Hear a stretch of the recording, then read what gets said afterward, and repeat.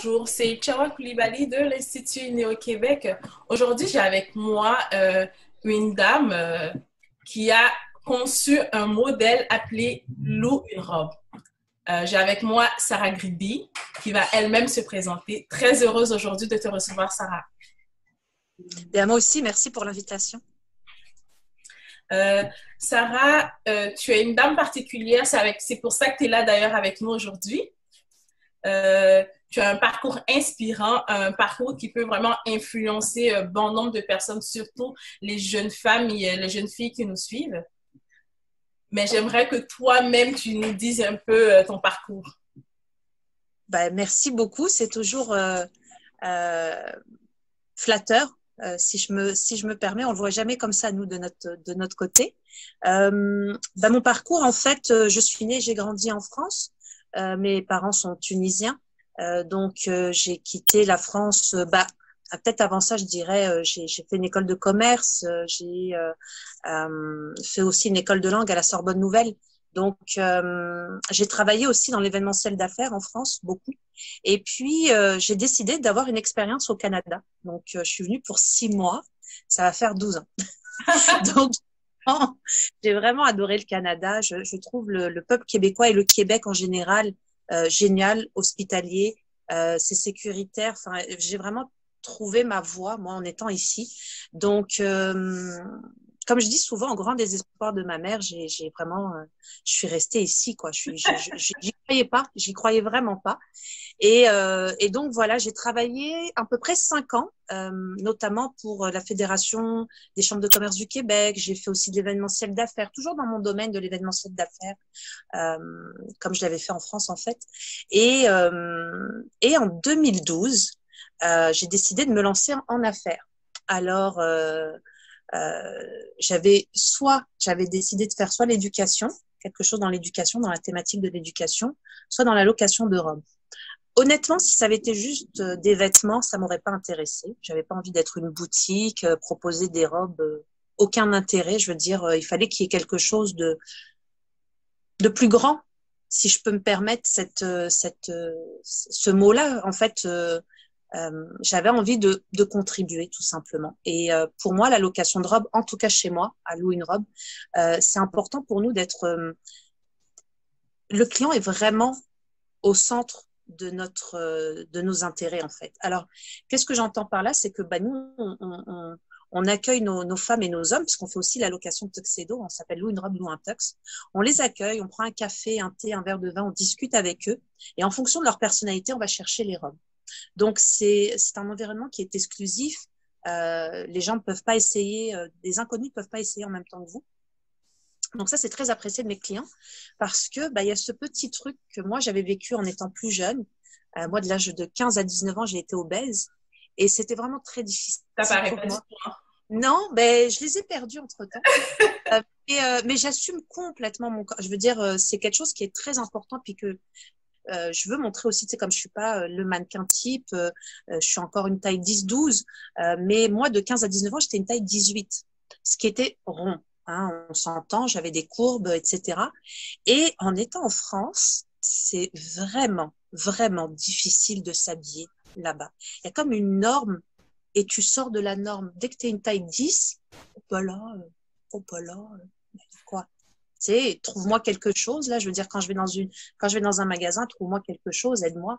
Donc, c'était très difficile pour moi de sortir des cabines, par exemple. Je me sentais pas à l'aise. Je me comparais, ce qui est peut-être À ce aujourd'hui, point-là, hein?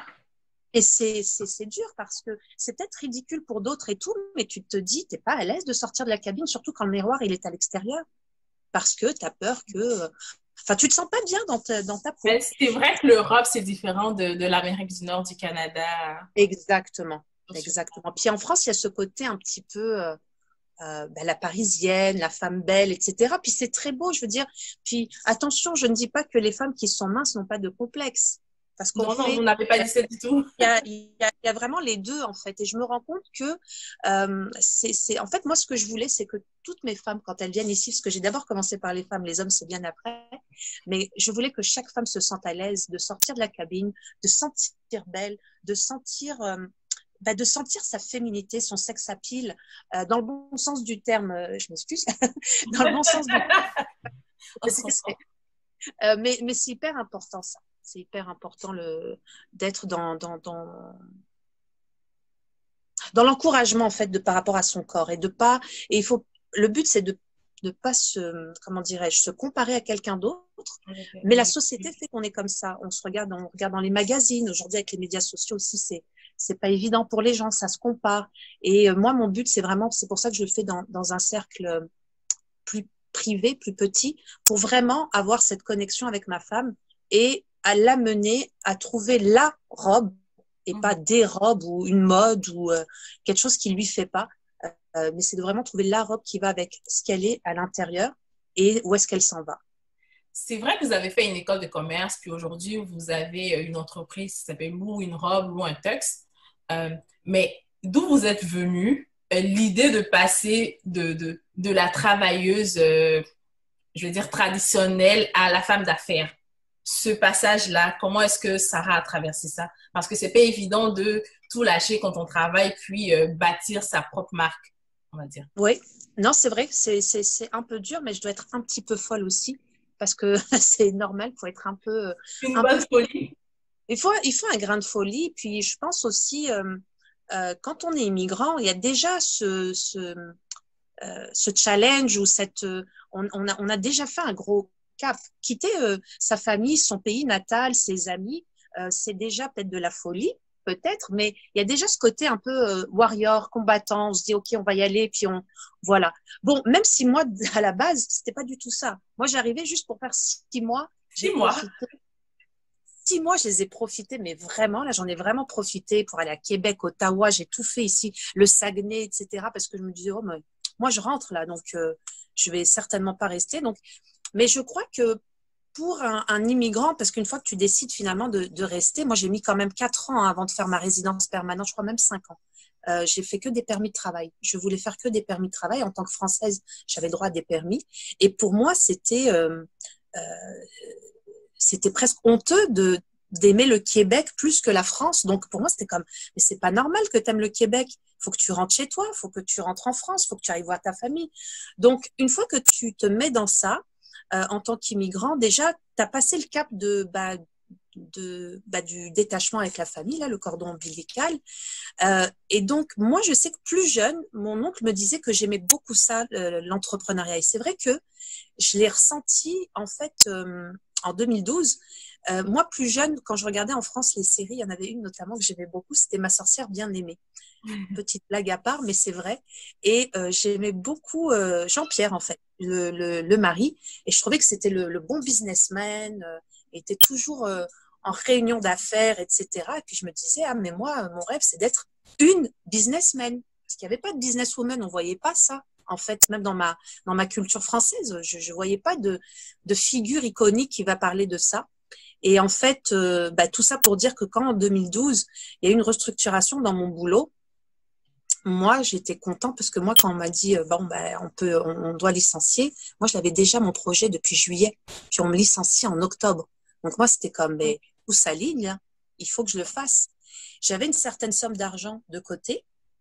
Et bien sûr, au début, je me disais, bon, j'ai envie de faire un peu comme tout le monde, comment, tu sais, nos parents en me disant, ah, il faut s'acheter une maison, La vie marier. professionnelle. Donc là, j'avais de l'argent de côté, et puis je me disais, ah, il faudrait peut-être quand même que je mette ça, mais j'avais mon projet de location de robe ou un truc éducatif. Mais c'est vrai que la location de robe, ça me parlait encore un peu plus quand même, je dois avouer. Mais donc j'étais là, et puis quand on m'a dit, il y a de la restructuration, j'avais envie de partir. Et donc, je trouvais que ça s'était bien aligné. Alors, je pense que c'est ça, c'est ce qui m'a encouragée. Je ne sais pas si ça répond à la question, mais ça m'a encouragée vraiment. Oui, Ça. mais là aussi, on est dans un moment où il y a une maladie, il y a la COVID qui est là.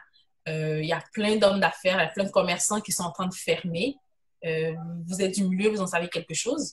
Mais comment vous arrivez à vous en sortir dans ça? Parce qu'en ce moment, il n'y a pas beaucoup de manifestations, il n'y a pas beaucoup de monde qui vont louer d'après moi. Donc, comment vous arrivez à vous en sortir Alors, en toute transparence, moi, le 16 mars, donc tout était fini. j'ai perdu 100% de mes revenus puisque je suis tributaire des événements. Les gens louent au niveau des événements. Mais on a une bonne structure qui me permet aussi de faire face à ça. Je veux dire, je suis quand même quelqu'un qui avait regardé un petit peu avant. Je suis bien à jour dans mes choses. Donc ça, c'était bien. Donc j'ai quand même une bonne structure pour résister. Mais c'est surtout que je me rends compte qu'avec le Covid, moi, ça fait 7 ans que je dis aux gens qu'il faut changer la façon de consommer. J'y crois à fond. La location, c'est pas juste une économie. Certes, c'est une grosse économie. En réalité, c'est une très grosse économie, mais c'est aussi de réduire en fait notre empreinte écologique. C'est quelque chose en quoi je crois. Les vêtements, c'est quand même l'industrie du vêtement est la deuxième plus polluante après l'industrie du pétrole. Donc c'est quelque chose en quoi je crois. Quand j'ai lancé la caution de robe, la location de robe, pardon, j'ai pas inventé la roue, ça existait. Ça a déjà existé dans le monde. Ce qui n'existait pas, c'était la consignation.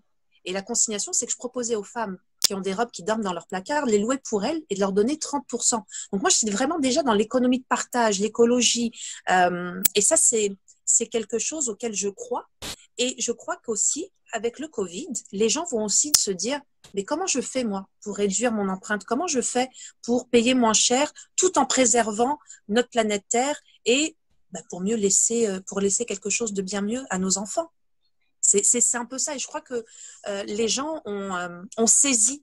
J'avais déjà une très bonne clientèle à ce niveau-là, mais moi j'ai des super retours de mes clients, des partenaires qui ont hâte de travailler avec nous.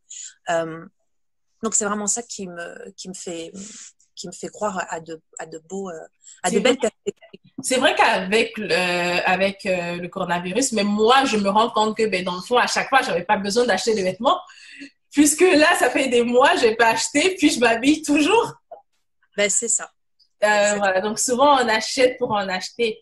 Fait que vous en plus de faire des affaires, puis de faire ce que vous aimez, vous ajoutez à ça le côté écologique, le côté protection de l'environnement.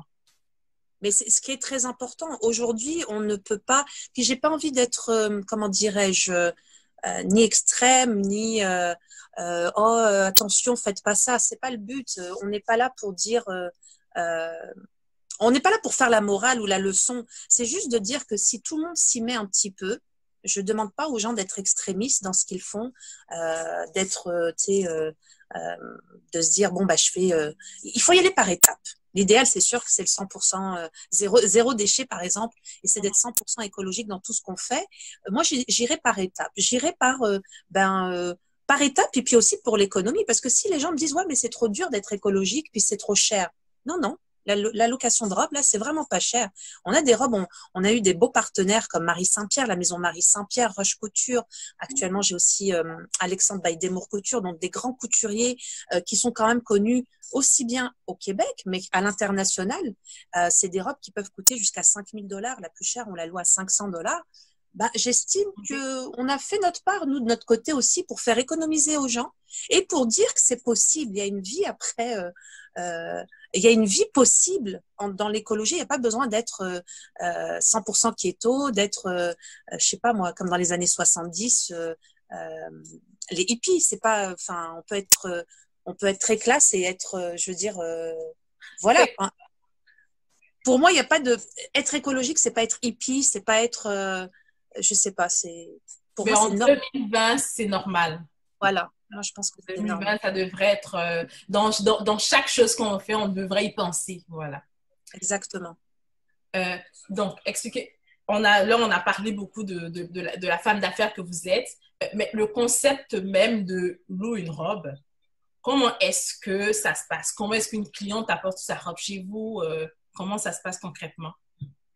Alors, donc, en fait, les personnes, s'ils ont des robes à nous consigner, il suffit de nous envoyer un email avec la date, le prix d'achat et la marque et la taille.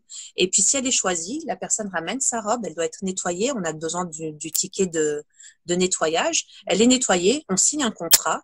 Et puis, c'est nous qui nous occupons donc de faire le marketing, de faire les photos sur des mannequins, etc. Puis de la proposer aux clientes de louer une robe. Ça permet aux femmes d'avoir 30% quand même sur le prix de location, ce qui n'est pas négligeable.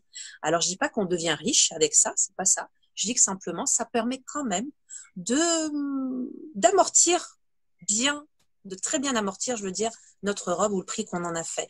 Puis au pire, au lieu qu'elle soit dans notre placard, au moins, elle fait une heureuse et elle a plus de chances de sortir chez moi que de sortir dans votre placard. Bah, de toute façon, si elle n'est pas portée, elle va moisir. Donc, Exactement ça. Puis souvent, nous, les femmes, on n'aime pas mettre deux fois la même robe. Donc, je pense que c'est… Voilà, hein, voilà, exactement. mais là, j'aimerais aborder un point avec vous, spécifiquement en ce qui concerne, vous avez parlé que vous avez fait un peu d'obésité dans votre adolescence, dans votre jeunesse. Alors, qu'est-ce que vous pensez de tout ça? Aujourd'hui, on est dans un modèle, je veux dire, la société a créé un modèle et essaie d'imposer un modèle de la mannequin typique. Vous essayez, voilà, de varier, puis de dire toutes les jeunes filles, toutes les femmes doivent être bien dans leur peau. C'est pas parce qu'il n'y a pas un vêtement dans tel magasin qui ne te fait pas que c'est toi le problème. Alors, qu'est-ce que vous aimeriez que les jeunes filles apprennent Qu'est-ce que vous envoyez comme message? Ben, si on parle en tant que Sarah, moi-même, je vais parler d'abord en tant que Sarah. Moi, ça me fait mal. Oui, je veux connaître Sarah en dedans. Ça me fait énormément mal. Je suis quelqu'un qui aime énormément les gens. Je suis très sensible parce que je veux vraiment… Ma mission, moi, c'est que plus personne ne souffre comme moi, j'ai souffert quand j'étais dans les magasins. Donc ça, c'est Sarah. Des fois, il faut que je m'en distance. Non, mais en fait, je sais que Lou, une robe n'est plus à présenter, mais Sarah est à présenter. Donc, allez-y, voilà. Et j'essaie vraiment de me distancer de ça parce qu'en tant qu'entrepreneur, on doit être quand même un peu plus objectif. Enfin, bon, on l'est toujours, même quand moi je le suis quand même, mais d'être un peu plus faire attention aux chiffres, etc. Moi, normalement, on prend 45 minutes avec une personne. Si je dois prendre 1h30, 2 heures, je le fais. Parce que si la personne se sent pas bien, c'est de mon devoir. C'est peut-être fou, c'est peut-être ce qu'on veut, mais c'est de mon devoir. C'est comme un honneur qu'elle soit venue chez moi. Et pour moi, c'est mon devoir qu'elle se sente bien et qu'elle puisse ressortir de là puis qu'elle ait confiance en elle. Donc, il m'est arrivé à plusieurs reprises et notamment, je me souviens d'une cliente un peu avant le Covid, je pense peut-être 2-3 semaines avant. La dame est arrivée un peu en retard, donc moi j'étais comme ça va être dur là parce que je voulais la faire et tout. Puis j'ai dit ça va être dur parce que vous voyez vous êtes venu avec du retard. Et là elle est pas bien et elle me dit je vais divorcer. Donc elle vient d'apprendre que son mari l'a trompée. Donc là moi je suis comme oh. Et là je lui dis écoute c'est parce que moi j'ai quelqu'un d'autre après. Mais comment je fais là? Elle est déjà en retard, puis elle est pas bien. En même temps, je suis bonne dans ce que je fais. Moi, je peux trouver une robe en 10 minutes. Ça, c'est clair et net. La personne, elle me fait confiance. Je trouve rapidement. J'ai les bonnes questions. Puis pour moi, c'est très facile le corps d'une femme. Mais comment on fait quand quelqu'un arrive, puis une femme adorable, belle comme le jour, puis elle arrive, puis elle te dit ça? Tu vas pas dire non, mais là, c'est 45 minutes. Non. On est humain quand même. Alors, c'est cette chose qui… Moi, je veux rester humaine. Alors ça, c'est mon côté… ça, c'est Sarah. Au niveau de ce que je vois et de ce qu'on impose à la société, Sarah ou Lou une robe, elle en a ras-le-bol. Parce que c'est pas normal de nous imposer… Alors oui, on est dans une société capitaliste où il va falloir nous faire… pour nous faire acheter, il faut nous faire peur de la vieillesse. On n'a pas le droit de vieillir. On n'a pas le droit de grossir. On n'a pas le droit de trop maigrir. On n'a pas le droit d'être trop grande, trop petite, trop ceci, trop cela. Est-ce que je peux être moi? C'est comme à un moment donné, est-ce que je peux juste être moi? Et par exemple aussi, je trouve que c'est d'autant plus facile. On est dans une société où c'est plus facile que c'était dans les années 2000, je pense, à peu près. Aujourd'hui, on peut mettre du Botox. Je vois des jeunes de 20 ans mettre du Botox. Moi, même si on me dit c'est normal, que dans les médias sociaux, tout le monde parle de ça comme si c'était normal, pour moi, c'est pas normal. C'est pas normal parce que à 20 ans, vis ta vie, là. T'es jeune. Alors, on va dire, oui, plus on est jeune, plus on met du Botox jeune et plus les effets sont bons. Ouais, mais là, on est en train de te vendre quelque chose. Là, ça, c'est du capitalisme. Et moi, c'est ce qui me dégoûte, je m'excuse du mot, mais qui me dégoûte du capitalisme sauvage. Je suis une entrepreneur, je suis là pour faire de l'argent, certes, mais je ne vais pas faire de l'argent sur le dos des gens ou sur le manque de confiance des gens. Je suis au contraire là pour les aider à se sentir bien dans leur peau, mais pas à marteler qu'elles sont pas belles et que donc finalement, ça veut rien, c'est n'importe quoi. Alors, moi, j'aime pas ça et c'est pas ce que je veux mettre en valeur dans Loup une robe. Chez Loup une robe, c'est de dire, on a tous droit, quel que soit notre corps, quel que soit notre background, quelle que soit notre religion, notre sexe. J'habille aujourd'hui des juives, des musulmanes, des voilées, des femmes super belles. J'ai de tout, j'ai vraiment de tout. Ben, aujourd'hui, c'est de dire, on est toutes belles, mais chaque vêtement doit représenter qui tu es et n'essaye pas de ressembler à quelqu'un d'autre. Et c'est juste ça que je demande. Mais si on fait une société comme aujourd'hui où tout le monde est potoxé, tout le monde est refait, c'est surtout à 20 ans, je trouve qu'on est encore trop jeune. Je pense et j'ai cette capacité à me remettre, moi, même à l'âge de 5 ans, 6 ans, j'arrive tout de suite à voir, et c'est pour ça que j'arrive aujourd'hui à parler même à des petites filles de 5, 6 ans, les enfants m'aiment bien, parce que j'arrive toujours à me remettre comment moi j'étais plus petite. Mais ce que je veux dire, c'est que si à 20 ans, on est déjà dans le Botox, si c'est vraiment pensé, puis on se dit c'est vraiment ça que je veux, voilà. Mais si c'est parce qu'on part d'une peur, est-ce qu'il ne serait pas mieux d'aller guérir cette peur à l'intérieur avant de commencer le Botox? Le Botox va être juste un pansement. C'est comme un médicament. On pense que c'est un médicament. En fait, ça ne l'est pas. Il va falloir vraiment aller chercher à l'intérieur, de sentir beau, de sentir belle. Puis si vraiment, après, tu as encore envie de faire du Botox, ok, je suis d'accord avec ça. Si tu veux le faire, c'est ton droit. Moi, je ne suis pas en train de dire qu'on n'a pas le droit de le faire. Je dis que c'est dommage d'aller chercher à faire du Botox, de la chirurgie esthétique, de grossir les seins, de grossir les lèvres, de tout grossir, et finalement, de jamais être satisfait de qui on est. Alors, si on ne va pas chercher la réponse en nous-mêmes, on ne trouvera pas, et c'est pour ça que les gens vont très loin dans la chirurgie esthétique. Ouais. C'est parce qu'au final, ils n'ont pas pris le temps d'être avec eux-mêmes et de se dire, c'est ça qu'il me faut, c'est ça qu'il ne me faut pas, et éventuellement, la chirurgie esthétique a du bon, encore une fois, elle a du bon, mais va la chercher en fonction de, si tu as fait d'abord l'effort d'aller voir ce que tu étais à l'intérieur, et que si tu trouves que tu peux, tu sais, comme, fais la chirurgie. Moi, j'ai aucun problème, mais si on n'y pense pas et qu'on fait la chirurgie, pour moi, c'est dommage. Ouais. Alors, vous valorisez en fait, en plus de valoriser les formes et tout dans leur diversité, vous valorisez l'intérieur, la beauté intérieure. Oui, parce que c'est ce qui fait qu'on est tous uniques et qu'on est tous beaux. Quand je dis que les femmes et les hommes sont tous beaux, il n'y a pas une personne laide pour moi. On ne peut pas être laid.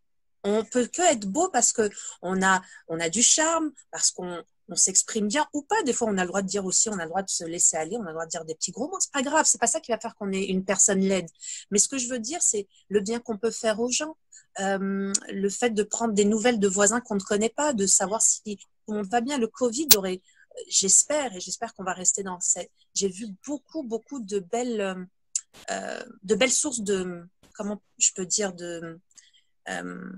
j'ai oublié le mot, mais ouais, une espèce de volonté finalement de voir ce qui se passe autour de nous et puis d'aider en fait. Il y a beaucoup d'aide. Moi, j'ai vu beaucoup d'aide pendant comment dirais-je, le Covid. On est sorti un peu de cette espèce de ligne droite, aller chercher son argent, rentrer chez soi. On a commencé à penser aux voisins autour de nous. Ouais. Parce que tu te rends compte finalement que si le voisin n'est pas bien, ben on n'est pas bien non plus. Exactement, et c'est ce qui fait que nos sociétés, c'est exactement ça, ouais. Vous l'avez résumé, effectivement. Si le voisin ne va pas bien, on ne peut pas aller bien. On a l'impression que c'est rien, mais du seul fait de sortir 2 jours puis voir son voisin le matin, on dit rien, mais on l'a vu. Mais quand on ne le voit pas 2 jours, il est où le voisin? Qu'est-ce qui se passe? C'est là qu'on se rend compte de son importance. Oui, et puis je crois que moi, je ne sais pas si on a le temps, mais est-ce qu'on a un peu le temps ou pas du tout? Vous avez tout le temps. Au début de la crise, moi, j'étais vraiment pas bien. Les 2 premiers jours, j'étais comme, c'est pas possible, c'est pas vrai. Moi, c'était un cauchemar. Je me disais, c'est pas possible on va se réveiller là, c'est pas possible. Ouais. Donc, pendant les 2 premiers jours, et puis je me suis dit, c'est sûr qu'il n'y a plus d'événements. Donc, moi, j'adore mon travail, j'adore les gens que je rencontre. Enfin, franchement, moi, je m'épanouis, je m'amuse dans ce que je fais. Donc, c'était très difficile pour moi de plus travailler. Je l'ai senti comme mais on m'a tout retiré là. On m'a tout retiré. Donc, 2 jours, j'étais en panique, puis je me suis dit, je dois pas être la seule. Je dois vraiment pas être la seule à être comme ça, puis à pas se sentir bien. Puis là, je suis loin de mon mari. Donc, j'étais vraiment pas bien. Puis, ce que j'ai décidé de faire, c'est de mettre 20 000, on est à peu près 20 000 personnes sur les réseaux sociaux de Lou une robe. Et je me suis dit, je vais faire le lien de ces gens-là. Peut-être qu'il y a des gens qui ont besoin d'écoute. Peut-être qu'il y a des gens qui ont besoin d'une information et que dans le réseau, il y a des gens qui peuvent le donner. Donc, j'ai fait des lives et j'ai dit, écoutez, si quelqu'un a besoin de quelque chose, n'hésitez pas. La ligne de Lou une robe, elle est ouverte. Si vous avez besoin de parler, si vous avez besoin de quelque chose, parce que j'ai quand même de très, très bons clients. J'ai une belle source de clients, des gens incroyables dont je suis très fière et honorée de pouvoir servir. Et en fait, je me suis rendu compte que moi, j'ai une dame dont son ex-mari est une Québécoise, il est québécois, il avait un travail au Sénégal, il est magnifique en tant que peintre, là, il faisait des choses, il était bloqué au Sénégal, donc on a pu mettre des gens pour l'aider, pour revenir, en fait, pour lui donner les bonnes idées. On a eu des gens, moi, qui ont appelé. En tout, j'ai pu aider à peu près 34 personnes en 2 mois. Donc, il y a des gens qui ont voulu juste discuter. J'ai perdu ma job, je risque de perdre ma job aussi. J'ai eu ceux qui risquaient. Des fois, c'est peut-être plus dur que celui qui a déjà perdu. Parce que celui qui a déjà perdu, il est en mode solution. Celui qui pense qu'il va perdre son job, il est dans un état de panique qui était peut-être des fois plus dur que celui qui l'avait perdu. Donc, j'ai eu vraiment, et j'ai trouvé ça, ça m'a fait du bien de pouvoir discuter avec eux, de les aider et de trouver des pistes de solutions avec eux. Ou sinon, parfois, c'est juste d'écouter. Il n'y avait pas besoin, je ne suis pas psychologue, mais il y avait juste besoin d'une écoute et je crois que ça, c'était important aussi. Okay. Sarah, là, je vois, vous êtes dans un beau décor. Oui, je suis au showroom. Vous êtes au bureau? Au bureau, je suis venue au showroom parce qu'on va ouvrir dès la semaine prochaine. Oui. Alors, on est bien contents. Bonne nouvelle pour les commerçants. C'est une très bonne nouvelle pour les commerçants. Je restructure un petit peu tout ça. J'essaye de voir comment j'étais très à cheval déjà au niveau de l'hygiène. Moi, ça fait 7 ans que les gens doivent retirer leurs chaussures en arrivant dans le, si tu veux, dans le méthode. Ben, tu sais, puis voilà quoi. Donc là, aujourd'hui, quand je vois les gens dire, ah ben, on va mettre des plastiques, je fais, ben, tu retires juste tes chaussures, puis c'est correct. Pourquoi rajouter du plastique dans la nature? On avait aussi des débarbouillettes à l'intérieur des cabines. Donc, on avait déjà quelque chose de quand même très, au niveau de l'hygiène, on est vraiment très fort à ce niveau-là. Aujourd'hui, ben, en plus, on était déjà dans l'exclusivité, donc il n'y a jamais d'inconnu avec vous. Donc aujourd'hui, moi, il y a 7 places, j'ai plus de 1200 pieds carrés, et les gens peuvent toujours venir accompagner, peut-être moins que d'habitude. Des fois, il y a des gens qui venaient à 5-6 personnes parce que c'est un magasin. Est-ce que vous avez fait de gros changements par rapport à la situation d'avant? Non, parce qu'on va juste ajouter donc les masques, bien évidemment, la distanciation physique, forcément, mais si tout le monde a les masques, on n'a pas besoin d'être distancé. C'est un bon terme, distanciation physique. Oh, je préfère ça. Ouais, distanciation sociale. Oh, je préfère vraiment ça.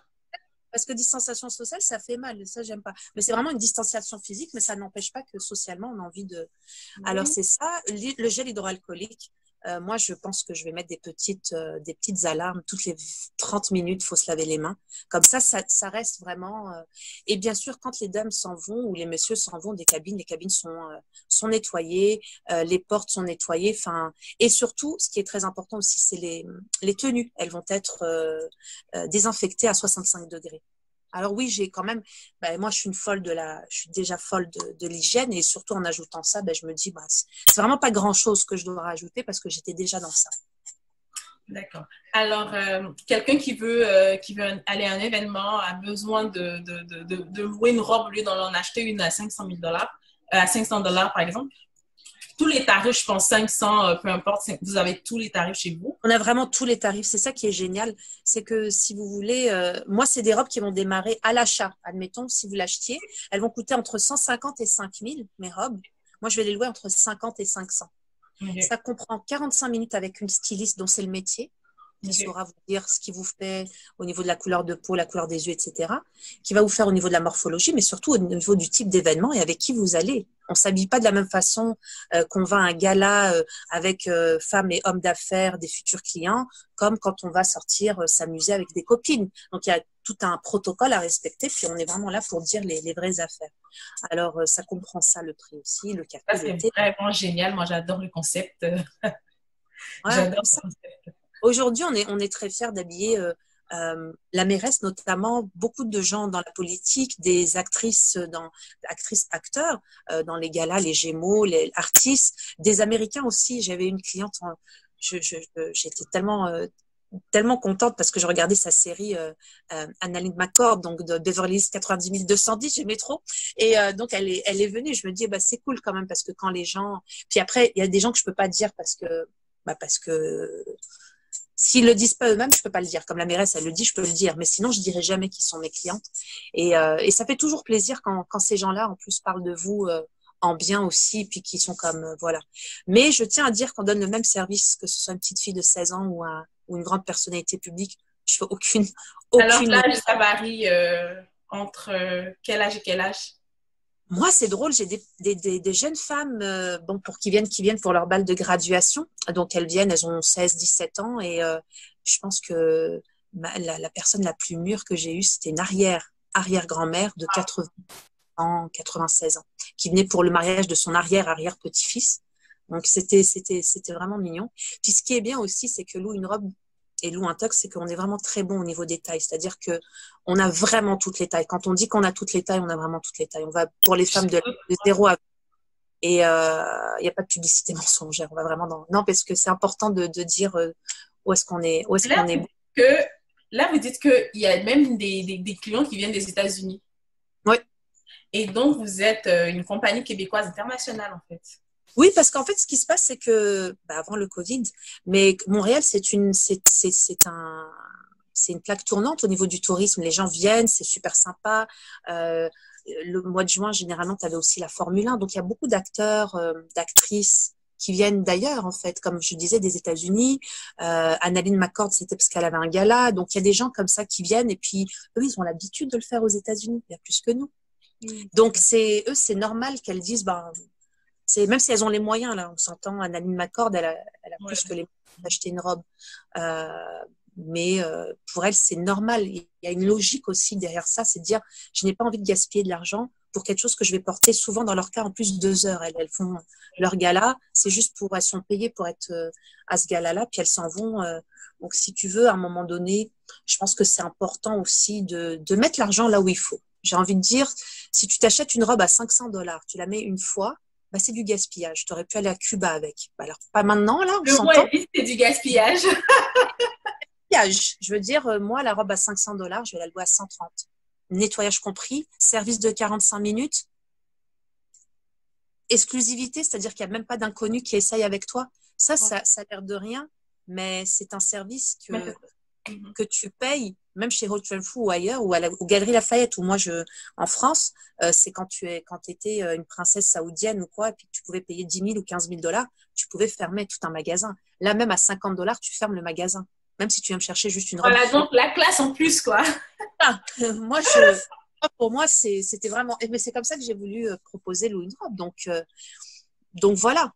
Voilà. Moi, je peux vous écouter 2 heures, puis tout le monde peut vous écouter 2 heures. On ne se tarde pas de vous écouter. Vous avez plein de choses à dire. Je suis une bavarde, je sais. Non, mais en fait, vous dites des choses sensées, raisonnables, auxquelles on ne pense pas tous les jours, en fait. Est-ce que je vais vraiment penser à aller louer une robe au lieu de m'en acheter une beaucoup plus chère? Non. Mais voilà. Alors, qu'est-ce que vous aimeriez dire à ceux qui nous écoutent? Moi, j'aimerais vraiment que vous parliez aux jeunes filles, vraiment aux jeunes filles, aux femmes qui ne sont pas bien, même aux hommes aussi. Qu'est-ce que vous aimeriez leur dire en tant que Sarah Gréby? En tant que Sarah Gréby, c'est vrai ce que vous dites, parce qu'il faut quand même dire pour les hommes et les jeunes hommes, par exemple. Si on va sur les jeunes filles, et pas parce que j'ai envie de faire du féminisme ou parce que je suis une femme, je veux juste parler aux femmes, parce que je pense aussi que les hommes peuvent aussi avoir leur moment de « excusez-moi, pourtant j'avais tout éteint ». C'est ça, les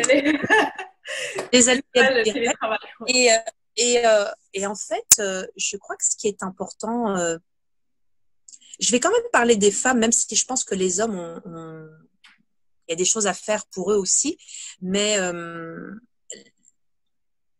la vie a montré que finalement l'homme il a quand même une avance sur les femmes. Je veux dire, la société a toujours été plutôt pour les hommes. Donc aujourd'hui, sans faire du féminisme, j'irais toujours dire aux jeunes filles, parce que je me suis rendu compte, moi je suis donc française d'origine maghrébine, Donc, j'ai eu la chance de visiter beaucoup aussi de pays, de m'intéresser à toutes les cultures, toutes les religions aussi. J'ai été beaucoup intéressée par le christianisme, les témoins de Jéhovah et le judaïsme notamment. Donc, c'est quelque chose qui m'a toujours servi. Je me suis toujours intéressée de connaître tout ça. Et je me suis rendu compte que quel que soit le pays, quelle que soit la religion, quel que soit l'Orient, l'Occident, peu importe, je me suis rendu compte qu'on avait du chemin à faire pour ce qui en était de la valeur de la femme ou de la liberté de la femme ou même de la condition de la femme.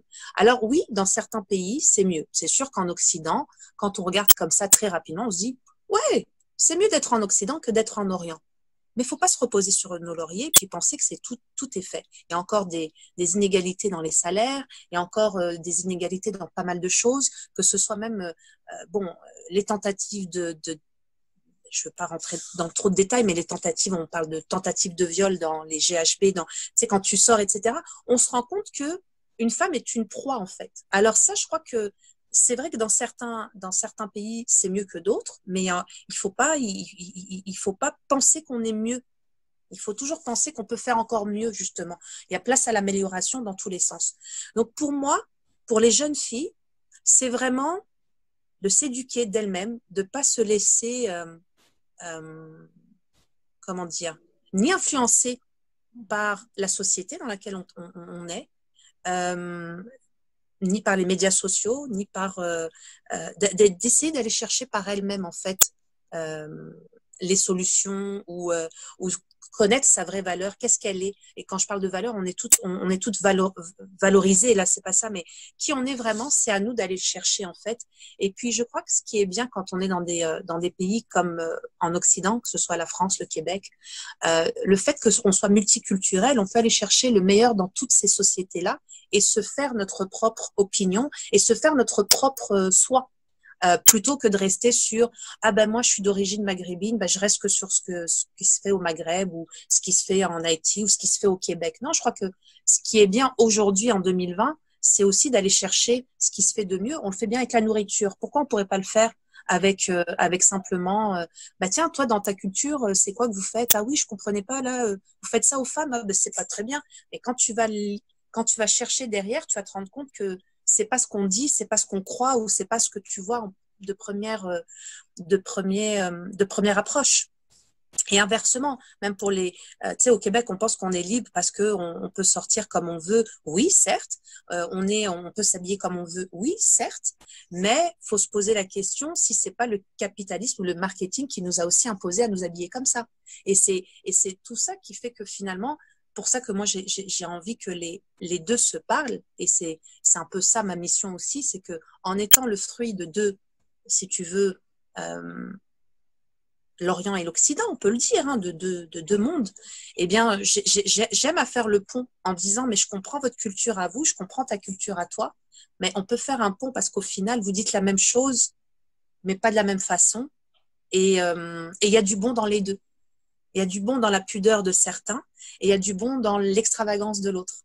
Il faut juste chercher le bon équilibre. Et en fait, c'est comme tout. C'est de chercher toujours à équilibrer, pas être trop ou pas assez. Mais voilà qui est dit. Merci beaucoup, Sarah. C'était un plaisir de t'avoir avec nous. M'avoir reçu. Merci beaucoup. Voilà, notre émission prend fin sur ces mots. C'était Sarah Griby, fondatrice de Louis Robe Royaltex. Avec elle, moi, j'ai retenu confiance en soi, épanouissement de la femme, valorisation de l'être humain en général. Donc, en général, les hommes aussi en ont besoin. C'est ça. Donc, c'est sur ces mots qu'on va se dire bye-bye, à bientôt. Merci beaucoup. À très bientôt. Bye-bye. Bye, Sarah. Merci beaucoup. Merci.